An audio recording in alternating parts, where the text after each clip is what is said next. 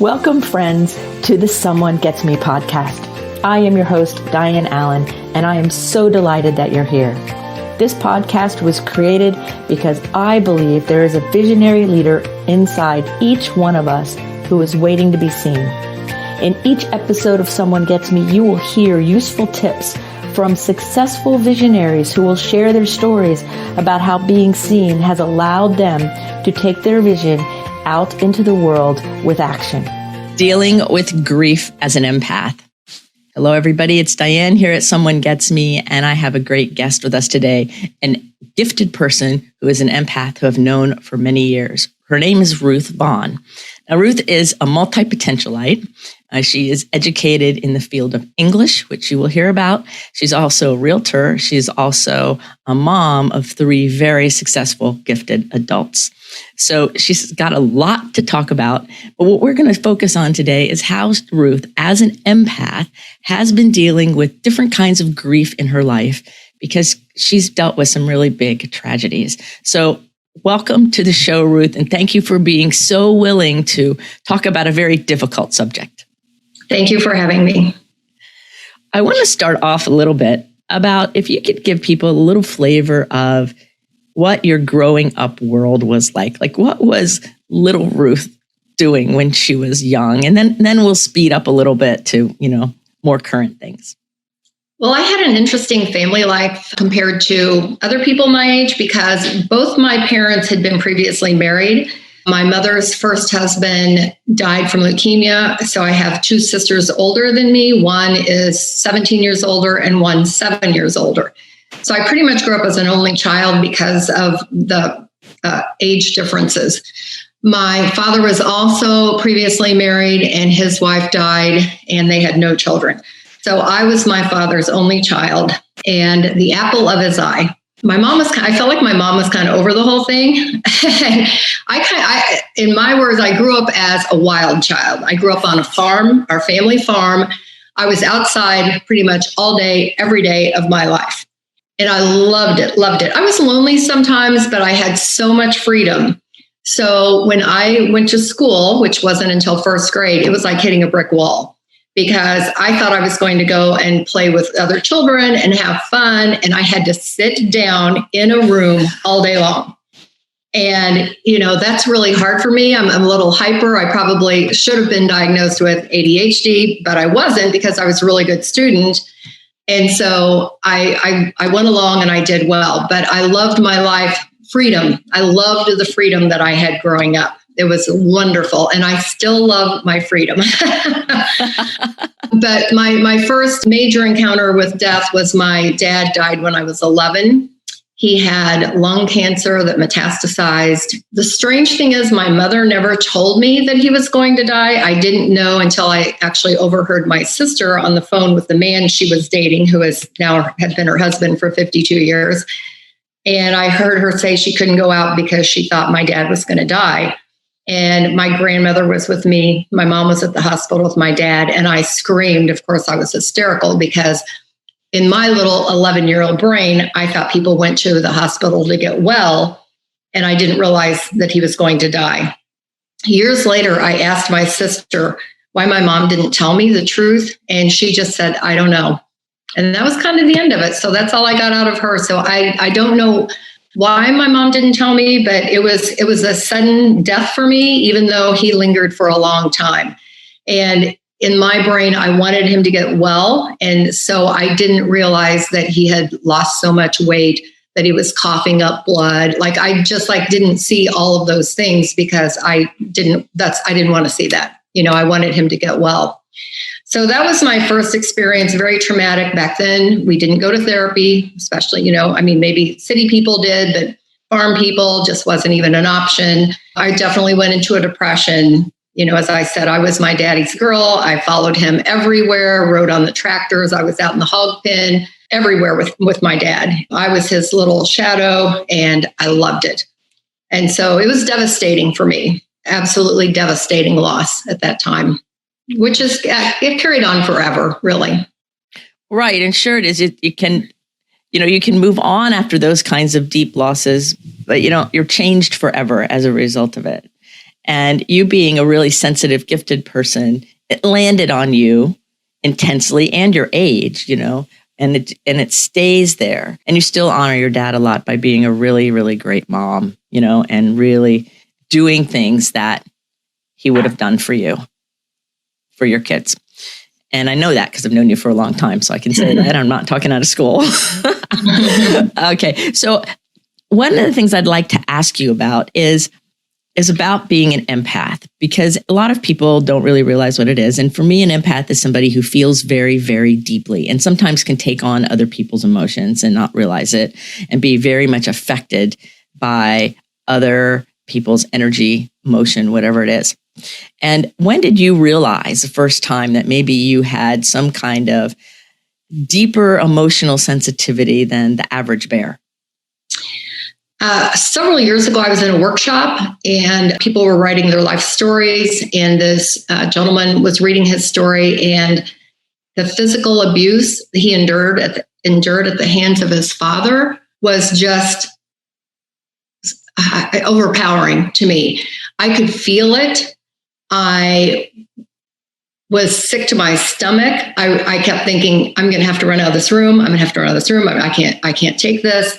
I mean, I could feel the pain for this little boy because he was a little boy when it happened. And I was shaking and sick and almost like a panic attack and of course, you're the one that actually told me, well, you have a gift. You're an empath. And I'm like, well, what the hell kind of gift is this? Like, this is a terrible gift. Why can't I read people's minds or fly or something? Like, this is terrible to feel pain for other people. Like, this is not good. But I do remember many years ago, like the first time I saw Gone with the Wind, the slaves were getting whipped. I would like cringe and cry and hurt. Like I physically feel the pain that others are enduring. And that's why it's really hard for me to watch violent type of movies. I honestly I rarely watch the news because I can't let negativity or anything painful or disturbing like that into my soul. I just can't take it. Right. Yeah. Because it's so profound and so heavy. Do you ever notice yourself feeling the feelings or feeling the energy from something that's happy or joyful or other than grief and pain? I do. I feel like the grief and pain feelings are stronger. But of course I do when I go to a wedding or a very happy occasion. I get teary-eyed and, as I think most people do, I feel the joy and, remember the joy that I felt on my own wedding day. And when someone has a baby, I'm so happy because, that was obviously like the happiest days of my life when I gave birth to my 3 children. And so I do feel that, but it just seems like there's more. And especially at our age, a lot of my friends are becoming widows now that, we're at a certain age. And it takes me right back to that time when my own husband died. And I feel their pain because I know their pain. When I've seen a couple in person, like back in Illinois, where I'm originally from, with lots of friends, and I saw one of my friends and she grabbed me and hugged me and burst into tears. And then later that night, somebody else did the same thing. And my one friend is like, why does everybody cry to you? And I go, because they know I know. Like, I know their pain. And seeing me reminds them of what has happened to them. And I get that. It's just, it's kind of a curse. I wish people would laugh when they saw me, but they cry because it just comes out of them, and it's because they know I know the depth of their pain. Yes, you do. And are you willing to share a little bit about what happened with your husband and how all that happened? Because this was many, many years ago. And it'll be 25 years in May. Wow, 25 years in May. And I'm sure it's just as raw now as it was then. And so are you willing to share a little bit of the story? Sure. Because it wasn't a slow situation at all. Sure. Well, we kind of had the perfect life. We were just a nice couple next door in the 2-story home. We had lived in a nice community. We were members of the country club, the art association, the symphony, the Catholic church. We were very involved in the community on many boards of directors and great social life. We had a wonderful life. And my husband was a very avid bicyclist. And he and his friends would jump on their bikes on Saturday or Sunday morning and ride 30, 40, 50 miles. They'd stop and have breakfast, ride back home. He was in a group called the Gumby. They went to Ragbri every year, which is the registered annual greater ride across Iowa. And every year the path changes, and all of the men love doing that ride. Like that was their week of taking off their watches, ditching their phones, and just riding their bikes, drinking a few beers, having a lot of fun, and forgetting all the stress of work and home life. So on the weekend, Memorial Weekend, my husband had gone with the guys on Saturday, and they went to have breakfast, and he got home and he said, it was really windy coming home, so we're not going to go tomorrow, but we're all going, meaning the women too, on Monday, and then we're going to have a cookout at a friend's house. I said, okay, great. So it was the weekend of the dance recital. My daughter had her dance recital. He waited up for us that night, Saturday night. Sunday morning, I awoke into a pitter-patter of little feet. My baby was 3.5, and he came. I was still asleep, and he came down the hallway and into my bedroom, and I picked him up, and we were snuggling and talking. And then I said, I need to get up and do some things. So I made the bed, and I went and got the laundry. I was folding laundry, and I saw a car come to my house. And I knew it was my friend Carla. And we had a garage sale the week before, so I thought she was bringing to me my garage sale money. So I was real excited to see Carla. Yeah, she's bringing money. But she had a couple of people in the car that had dark hair, and she's a family of blondes. So I thought, well, who are these people in the car with her? And so I went downstairs and opened the door. And when I saw the expressions on my friends' faces, they all looked like they were going to throw up or pass out, or I don't know. It was just a look I've never seen. And Carla was doing the talking and talking very fast and telling me that, Gary was on a bike ride and he got hit by a car and he didn't make it. And I couldn't even comprehend what they were saying. I was like, what?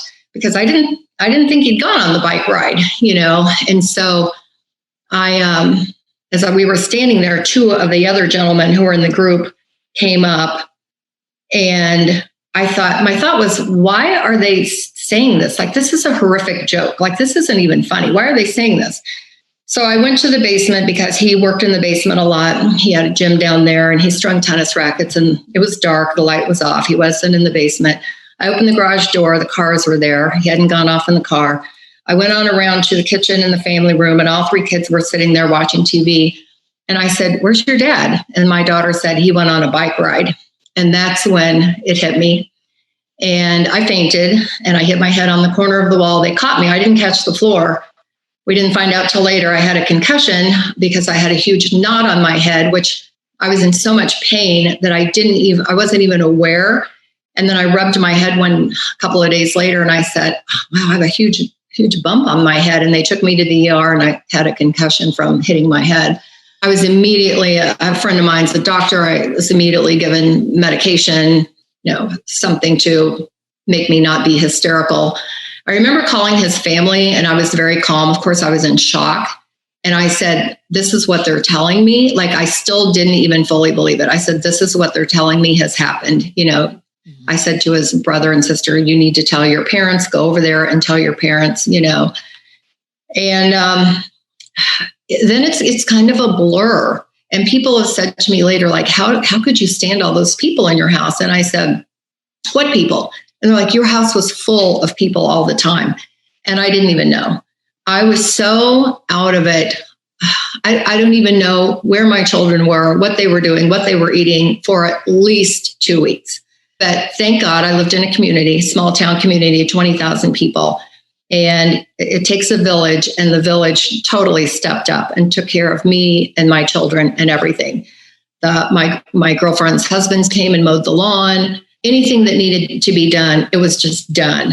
I do remember one of my friends came over to help me pay bills, because back then we wrote checks, and she wrote out the check and I had to sign my name. I couldn't even write my name. I couldn't write my name. It looked nothing like my signature. The depth of the grief is so intense. And I've read that a sudden death is the most difficult, but I have friends who have lost their husbands to cancer. And I think watching the man that you love dwindle away has to be just as excruciating. But this is extremely difficult. We didn't get to say goodbye, didn't get to say I love you one last time. I was left with 3 children, 10, 5, and 3. I was so overwhelmed, and I just kept thinking, I got in the wrong line. This isn't what I signed up for. I got in the wrong line. Like, this isn't what my life is supposed to be. Just so many things. It was just so devastating. And leaving him, we didn't have a visitation. And the strange thing is, my neighbor's husband had died, and he was only 36. He had died 6 months earlier. And we'd gone to the visitation, and we'd had a conversation. And my husband said he didn't want a visitation. He didn't want anyone to see him dead. And I said, well, I think the family should see you because people need to get closure. So you need to see it because sometimes you can't even believe it. So I did see him, and his immediate family and our children saw him briefly. But the undertaker, who's a dear friend, couldn't get me to leave. Like, I could not leave. My brother-in-law had to come in and physically carry me out because I knew if I left him, I'd never see him again. I couldn't leave. It was absolutely awful. So to tell you how the accident happened, there was a 20-year-old man who at the age of 4 was institutionalized. He had burned down his apartment in Chicago, killing his mother and his siblings. There was no father in the picture. He became a ward of the state. So he was moved from institution to institution because every place he went, he became violent. He hurt other people. He threw chairs out windows. He was constantly moved. But the people who own these nursing homes, these institutions, owned many, and they would just move him from one to the next because they wanted to keep getting the money from him. So he ended up landing in our little small town. Unbeknownst to everyone, no one knew that there was a 20-year-old violent man living among their 80, 90-year-old parents. Like, no one knew this. And so that Saturday night, he approached a 79-year-old woman and asked her to have sex. And she said, "No, you're not my type." And so he pushed her into the bathroom, and he beat her and raped her and left her for dead. He hit her so hard with the chains that were holding the shower curtain, they were embedded into her head and had to be surgically removed. He obviously knew what he was doing. He went to his room and changed his bloody clothes, and he walked out the back door. So no security in the place. Doors were not locked. And this was at 11 o'clock at night. So he proceeded to walk and walk and walk. And in the country, many people don't lock their doors. So he landed upon this home, and the woman had not locked her door. She was asleep on the sofa. Her daughter was asleep upstairs. And he walked into the house, and he opened the refrigerator, and he ate their pizza. And then he got in her purse, and he took money and car keys. And then he took off down the road, and he turned onto the highway. He saw the bikers, and the 2 survivors said he looked at them, and he turned the wheel and went right for them. And as bikers ride staggered, my husband was on the inside of the road as the second one in the line. So he bore the brunt of the vehicle, and he was killed instantly, which is, one thing that saved me for a long time. I was just tortured by the thought of the fear and pain that he must have felt. However, a wonderful gentleman from the sheriff's office came to me and said that he was out on the road one day, and he was hit by a car, and he woke up in the bed, and he said he remembers standing there. He has no recollection of the car coming near him. He wasn't afraid. He felt no pain. And so that made me feel better. And then I've read in books that many times in violent deaths, the soul actually leaves the body before the injury even happens, so that the injury, and I believe this, I have to believe this, or else I'd lose my mind. But the soul is gone and doesn't actually feel the pain, and it's just a body that is left there. So after that, we had to go. The man then ran into a tree, and he had multiple broken bones. And I do remember after it hit me, as they were telling me at the front door, I went upstairs. And this is so strange because I know we had guns in the house, but honestly, I think they were in the basement. But I started to go upstairs, and they said, "Where are you going?" And I said, "I'm going to get the gun. I'm going to kill him." And, you know, I think of that now, and I was like, whoa, what a reaction. But, and honestly, I don't even think we had a gun upstairs. So I don't know where that came from, but they're like, "Oh, no, you can't do that. You can't do that." So after that, we had the arraignment, and he was so badly injured that the courthouse wasn't handicapped accessible. So we had to go into the jail. They had it there. And so he was on a gurney, like, maybe 6 feet from me. And I was with the other two gentlemen who were also badly hurt. One man's foot was nearly amputated. He's a doctor. They were able to save it, but his foot is swollen, much larger, and he suffers from arthritis. The other one had a compound fracture. He was telling everybody he was fine. He just had a little cut in his leg, but he didn't. The bone was sticking out of his leg. So both had, severe injuries, but have recovered, fortunately. So as we sat there, and I sat with their wives, and he's right there in front of me. Across from me were the sheriffs lined up, and my little brain is going, how can I get over there and get a gun? I think they'd be so surprised if I jumped up over there, I could get the gun and I could shoot him.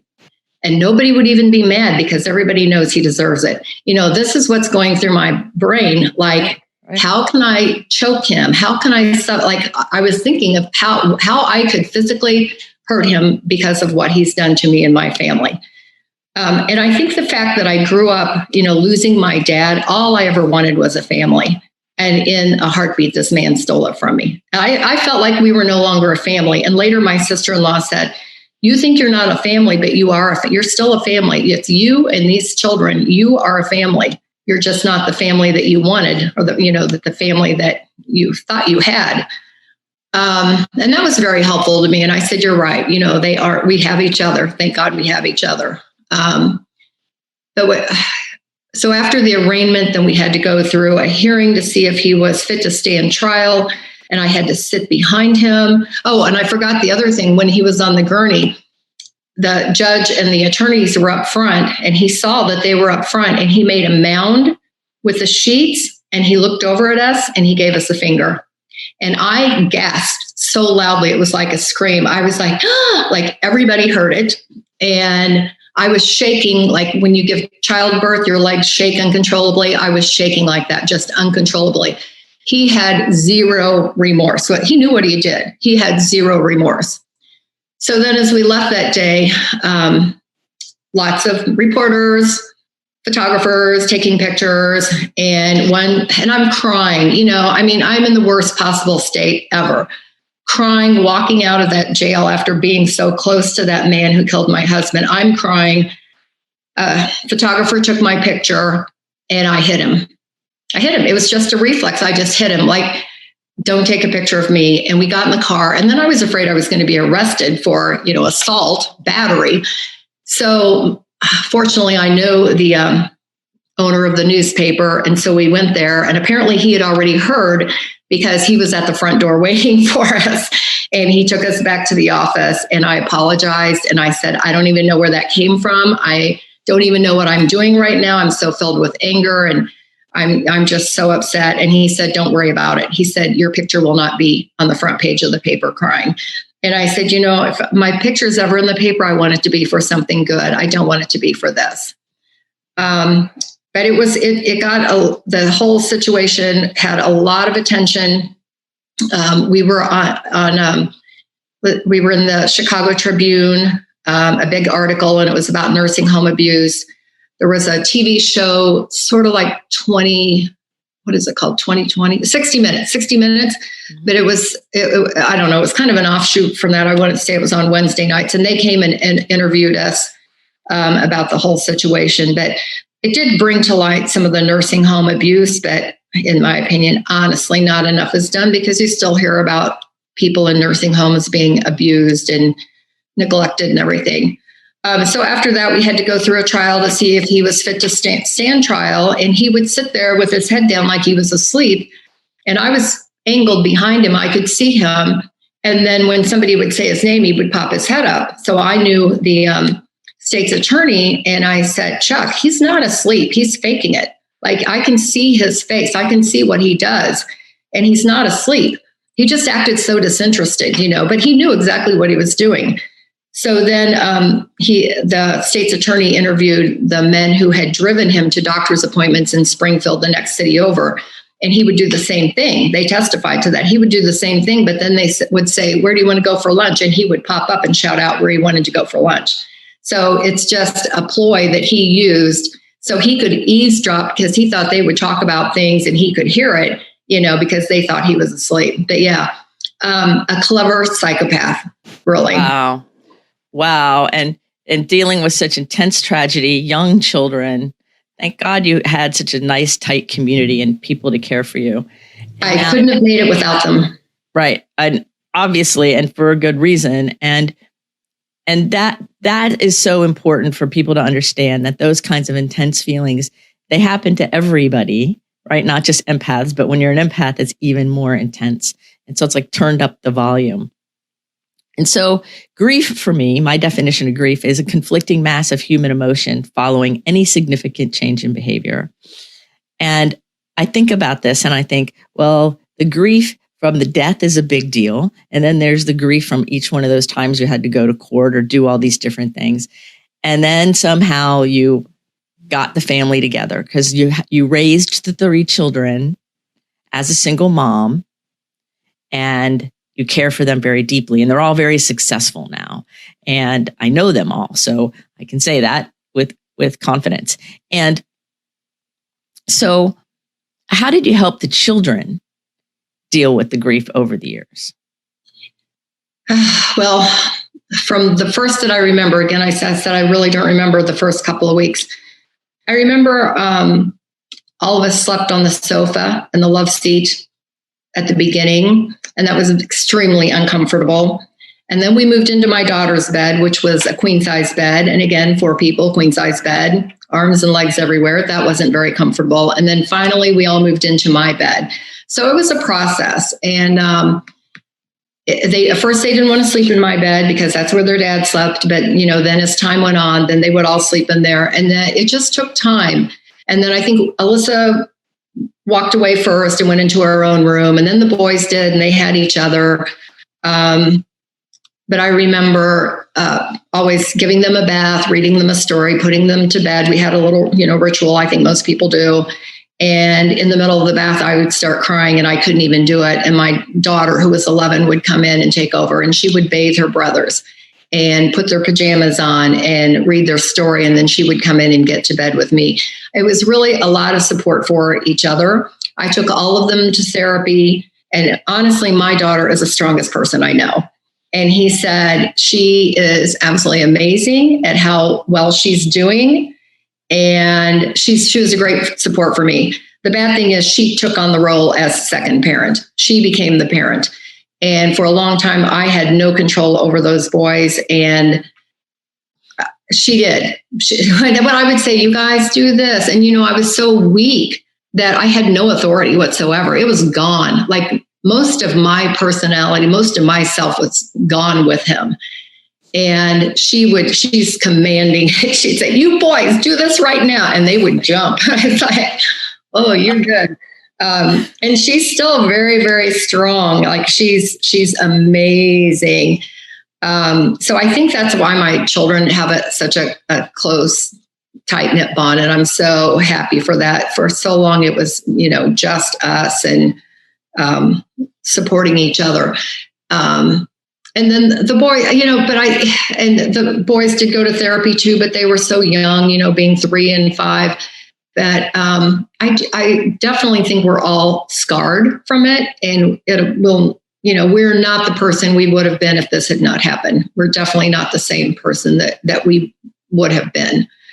And I think that perhaps my children, because of that, have some empathic ways. One of my daughters friend's brother was killed, and I want to say when they were in middle school or high school. And she was devastated and almost kind of an overreaction, but it was because she knew the pain that her friend was in. And that's what she said, I know the pain he's in. And then she, unbeknownst to me, I didn't find out till years later, she was in a group grief class at the high school that another lady who had lost her son and then later lost her other son, who is an absolute angel on earth, hosted for these high school kids to help them work through their grief. And so my daughter went to that, and I think that was very helpful. Right. My one of his best friends had been in his wedding in January of last year, and he died in February, and we're all so devastated, just absolutely devastated. And, my son is talking to someone to try to work through those feelings because, and I've told you this before, I had a feeling, but I couldn't come up with a word about what grief is when you have grief after the big grief. So I call it the big grief. And I was reading a book, and a man had lost his wife, and he had another loss, and he said that grief compounded the other grief. And I was like, bingo, that's my word, compounded. Mm-hmm. So having this big, and I had two with my dad and then my husband, having this big grief twice, then every other grief. When my son's friend died, I so heartbroken and devastated and just, I don't know. It's hard to even describe. I can't even imagine the pain that his parents feel and going through that. Just the most horrific thing in the world. And even October 1st, my dog died. And I'm telling you what, I've been a mess. And that dog drove me crazy. He was crazy. He would run out the door. He crawled under the house and escaped. He was a little Houdini, and he would pee and poop on the floor, and he would bite people. And we never knew what he was going to do next. But I'm telling you what, when he died, was so sad. I miss him so much. He was my little buddy. He was always there. He was always protective of me. He was not like my other dog who was a little cuddle bunny. He didn't want to cuddle. You could pet him and he'd walk away and shake it off. But I miss him so much. It's just, it's awful, awful. Yes. And it's, like you said, it compounds, and there's just so many different things. And due to the pandemic, you ended up missing your daughter's wedding because you couldn't travel. And that was a very, very big grief because that was something that was really important to you. And she's your only daughter. And that, and so when we look at all these things, what do you do to take care of yourself? What do you do for fun? What does Ruth do to be able to manage all these intense emotions and all that's happening? Because in the middle of all of this, all three of your children are very successful in their careers. They have great partners in their lives. Two of them are married. The third one's about to get married, right? And and they're amazing, amazing people that they're marrying, and you're close to all of them. And they all show up at the house for the holidays and things. And you are like the most supportive mother ever. And when your kids were playing, the boys were playing college football, I knew where Ruth was on those Saturdays. I knew which stadium she was in, and I knew she would be wherever she could humanly be to support her children. And that's the kind of depth of the feeling of the empath, and being gifted as you are with all the intensities adds a whole extra component to it. And so in the middle of all of this heaviness, there's also a bunch of lightness and beauty and goodness. So what do you do to take care of yourself, and what do you like to do for fun? Well, I think as far as getting through grief, we have a little motto in our family: faith, family, friends, football. And I don't know how anyone can get through it without faith in God. I have to believe Gary's in a better place, and I will see him again someday. Mm-hmm. Our family, we need this family support. We always have to be there for each other, because in the big picture, nothing else matters except your family. And then friends are invaluable. Friends are gems. They are just such a delight and a support. And I can never say thank you enough to the people back in Illinois who supported me during that time. it was absolutely amazing, the outpouring of love that was shown to us. And then football, I didn't know anything about football till my boys started playing, and now I am like so addicted to it. I love it, love it, love it. And it gives me something to talk to them about, like, oh, did you see so-and-so did this or whatever? And we have a group text and we talk about it. My daughter's not into football, but I have that with the boys. What I do for myself, and I think to get through grief, from what I've learned, prayer. Number one, pray, pray, pray. Pray your head off. Pray at night. And sometimes I even fall asleep in the middle of my prayer. I feel like God doesn't care. He knows I got the main things out first, the most important things out first, and the other things are just, not as important. And then wake up in the morning with a grateful heart. As bad as it was, it could have been worse. I mean, no matter what you're going through, somebody else has it worse. You can look around and you can see it all the time. Somebody else has it worse. I also exercise because I'm not going to lie, I still have a lot of anger. I really do. I'm still angry that this happened. I'm an all or nothing, black or white person. And I was in the zone and the rug was pulled out from under our feet and it was all taken away from me. And I'm angry. And so I exercise a lot. And I hate to exercise. I'll look at the clock the whole time I'm doing it. I don't like it, but I know I need to do it. It gets those endorphins going. It's what I need to do. I like to read. I enjoy reading. And, I'm always going through and finding errors in books and stuff because I was a reading teacher for 18 years. And I'm like, well, that word's misspelled. Or, Well, that's why you edit my books for me, because I already know you've got the eye. So I really just love to read and get involved in the characters. And I enjoy it more than watching TV, actually, because I visualize in my own mind. I feel like it's better than what the TV show does. I don't know. But I'm an avid reader and I love to travel. And that's been really hard with COVID because of missing trips and everything. And, but I do have 3 planned for this year. So I'm very excited about that. It gives me something to look forward to. And then, I always throw in a trip with going to see the kids sometime or other or them coming down here. And that's, and I also have a job. I sell real estate. So that keeps me busy off and on. It's kind of hot or cold, hit or miss, but I enjoy it. It gives me free time and I love working with people.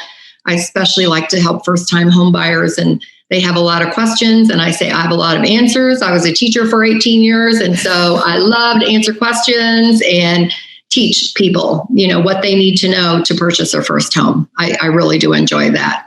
So, right. And you're great at decorating, and you have a great eye for things. Your home is beautiful, and you're creative. You.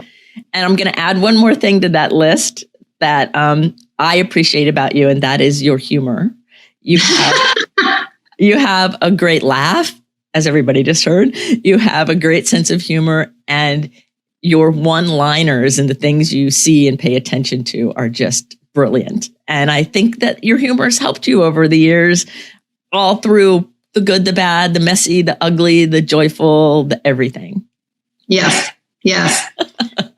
And, my children have that too. All of us have that sense of humor, And like one thing I've always said, I was never disappointed in my children because I had no expectations for them. So I was like, this is wonderful. Everything they do, it's like they're so amazing to me. And I always say they're successful in spite of me, not because of me, but in spite of me. Right. Because I've struggled for many, many years and not been the mother that I originally planned to be, because of everything that's happened in my life. And they were so little, I didn't really have time to grieve properly at the time. And so as they got older, that's when all the grief started coming out. And that's when I really struggled. And the crazy thing is, and people think, here's one thing that bothers me. I feel like people think after the funeral's over, it's over, it's done. We're going home. And I remember thinking, why are people going to work in the grocery store? Like, my husband was just killed. It stopped. The world has stopped. But it only stops for you. It doesn't stop for everybody else. But you feel like it should. You feel like there should be like a long pause in time And then when we get through this, then let's go on and do life. But no, it continues for everyone else. And that's very difficult. And then there's so many triggers. I definitely have PTSD because of it, which is something to deal with. And about 5 years ago, I got called to jury duty, sat at the 49th Street, giant room full of people, and they start calling people to release. People looking at my number. Nope, I'm one of 15 left. And I'm sitting there thinking, I can't do this again. I can't go into another courtroom. I spent too many weeks and months in a courtroom, and the whole thing came back. I could see his face. I could see him sitting there. The whole thing I went into full on panic attack. I ended up going into the bathroom, and I was sobbing and shaking and dry heaving. And some poor young girl was in there saying, "Oh, ma'am, are you okay?" And I said, I will be. And I splattered water on my face. And I went to the police officer there who was in the room with us, who was a giant of a man. And I said, "I am so sorry, but my husband was killed back then. It was like 20 years ago." And I said, "I've had to sit through court, dates for so long." And I said, "I'm having a panic attack." And he could tell I was shaking and my eyes were red. And I said, "I just don't think I can do this." And he said, he was so sweet. He said, "Let me call the judge." And he said, "We can't tell anybody else." But he said, "If the judge okays it, I'll just say the restroom's down there, and that means you can go." And so fortunately, a few minutes later, he looked at me and he said, "The restroom's down there." And so I got to get up and leave. But it was so traumatic because I used to love the jury system, and I loved how our country works. And that's been stolen from me. I can't do it. And ironically, I have jury duty on Monday. And I'm just like, well, how's this going to go? Before I was really concerned about it. And now I don't feel as concerned about it. And I think I will just go and just be me and see what happens. I can't worry that I might have another panic attack. I think I'm going to be okay. So we'll just see what happens. And then another example is my youngest son, who's getting married, is going to use his dad's ring. So we went to my friend who's a jeweler and to get the ring cut down because his hand is a little smaller. And as I held the ring, the light hit the inside and I noticed the inscription. And I was like, oh my gosh, I had forgotten we had an inscription in our wedding rings. And my eyes filled with tears. And I just sat there and I thought, oh man, I'm going to have to tell Marianne, make sure you don't cut that part out. And I was like, the tools I've learned, take a breath, try to clear your mind and, get yourself together. And then my future daughter-in-law took the ring and she looked at it and she goes, oh, look, there's an inscription inside. It has his initials and the date. And then I just broke down, totally broke down, sobbing. And it's like, people think it's over, but it's never, ever, ever over. The pain is still here. It's always going to be inside of me. It lessens, but then it flares up. It's like arthritis that gets better and then it flares up again. And you never know what is going to be the trigger to make it flare up. Right. It's breakthrough pain and it's there and it follows people around, and empaths really have a lot more to deal with because of your sensitivity and connection. Plus it was so personal and so tragic. And I really appreciate you sharing all of this valuable information and also the coping skills and things you've learned, because I'm sure everybody listening to you is gaining a lot of just really great nuggets. And one of my favorite nuggets was when you said, that you didn't have any expectations of your children and you just let them be and grow. And then these great things happened. And I think sometimes having too many expectations causes challenges the other way. So I think that's a really great parenting tip that just kind of fell out of your mouth in the middle of all of it. Oh, it is genius. And I really, really love that we had all this time together today. And I have 2 final questions for you. Sure. All right. And you'll like them, I think, because because you love to travel, and this is because you love to travel. What is the most memorable food you've ever eaten? Oh, memorable food.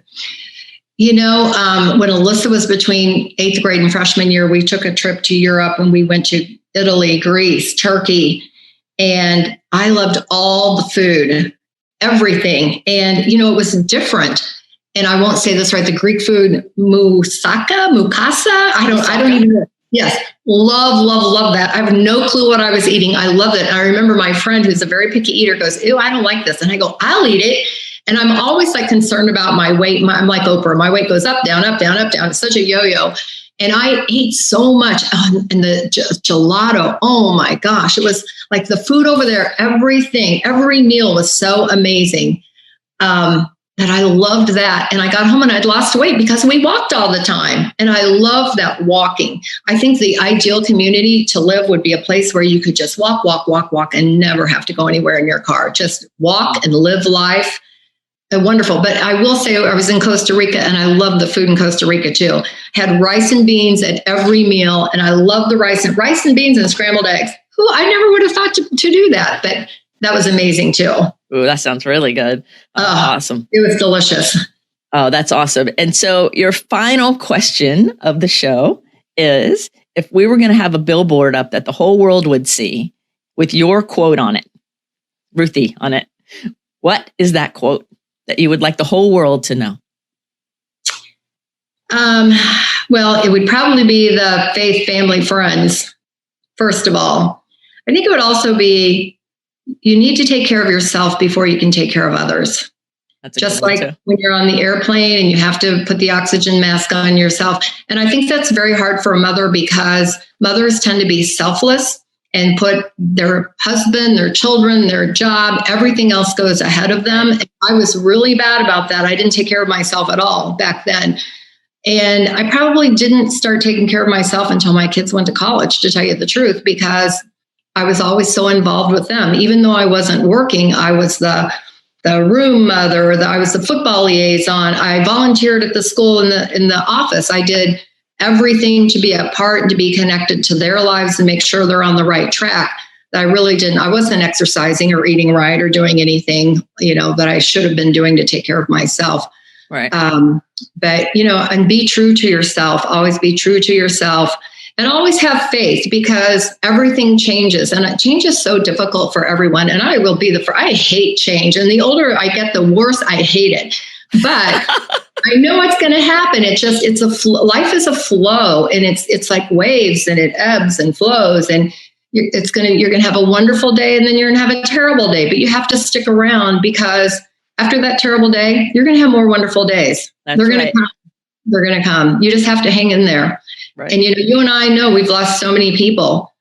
Yes, we have. Who just didn't have the tenacity to hang in there. But you just have to be, I guess, mean and stubborn and say, I'm hanging in there. I'm going to go on, because you have to. I mean, for me, I wanted to lay down and die after my husband died. I wanted to go and be with him, but I couldn't. I had 3 little kids to raise. So you have to be strong. You have to do what you have to do. And I always think back to our ancestors when you see the movies about people traveling from east to west. Look what they endured. Some women lost not only their husbands, but their children. They walked on with broken arms or whatever, and they just kept walking. They kept plugging away. You just have to keep going. Put one in front of the other. You have to keep going. Exactly. So I think that your billboard will be like a series of billboards. Like when you see them, that they tell the story. I'm sitting there, and I'm thinking about it. I'm like, I think so. And we have to have football on that one with faith, family, and friends. Yeah. And then football, even if it's little. Well, Ruth, I want to thank you so much for spending time with us today. If you loved everything Ruth has been saying, like I have, you can find ways to follow her on social media in the show notes. And if you're going to the Clearwater, Florida area and you're looking for a home, then she's the person to contact, because that's where she lives. And she is an amazing realtor. And like you heard her say, she loves to answer questions and help people. And I've known Ruth for a long time, and I can tell you that's the case. So thank you. Thank you for sharing all of this difficult things and having this conversation. I'm sure that your words have really helped people who were yearning for a glimmer of hope in maybe a time of darkness. So thank you so much for taking that and being a strong woman to do that with us today. Thank you. Remember, everybody, put your face to the sun so the shadows fall behind you, because you're a rock star. You're here on purpose with a purpose. So go out there and let your light shine. Remember, faith, family, friends, and football. Take care of yourself first. You heard it from Ruth. We'll see you at the next episode of Someone Gets Me. Until then, be well. Thank you for listening. I trust you gained some valuable inspiration and information. please join me and other visionaries in the Someone Gets Me Facebook group. Or for more information on my services and additional episodes, visit someonegetsme.com. Again, thanks for listening.